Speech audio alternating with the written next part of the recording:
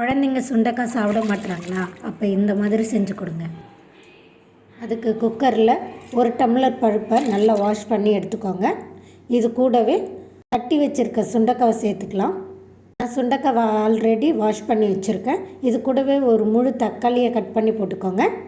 கை அளவு சாம்பார் வெங்காயம் உரித்து வச்சுருக்கேன், அதையே சேர்த்துக்கலாம். ஒரு கொத்து கருவேப்பிலை சேர்த்துக்கோங்க. கொஞ்சமாக பூண்டு உரித்து வச்சுருக்கேன், அதையே சேர்த்துக்கலாம். குழம்பு மிளகாத்தூள் ஒரு 2 டீஸ்பூன் போட்டுக்கலாம்.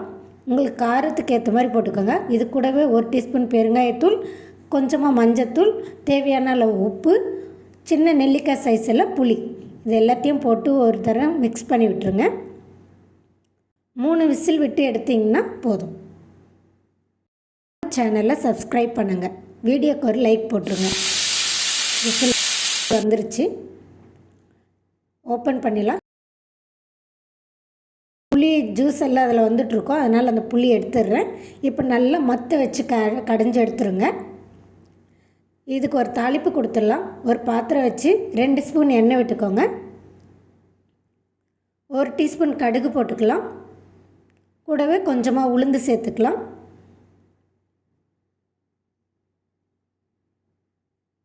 1/2 டீஸ்பூன் சீரகம் சேர்த்துக்கலாம். ஒரு கொத்து கருவேப்பிலை சேர்த்துக்கலாம். இதை நல்லா கிளறி விட்டுருலாங்க. இப்போ கொஞ்சமாக பெருங்காயம் சேர்த்து இதையும் நல்லா மிக்ஸ் பண்ணி விட்டுருலாங்க. அவ்வளோதாங்க. இதை நம்ம கடைஞ்சி வச்சுருக்க சுண்டைக்காய் தாளித்ததை சேர்த்துக்கலாம். வீடியோ பிடிச்சிருந்தால் மறக்காமல் சப்ஸ்கிரைப் பண்ணுங்கள், லைக் பண்ணுங்கள்.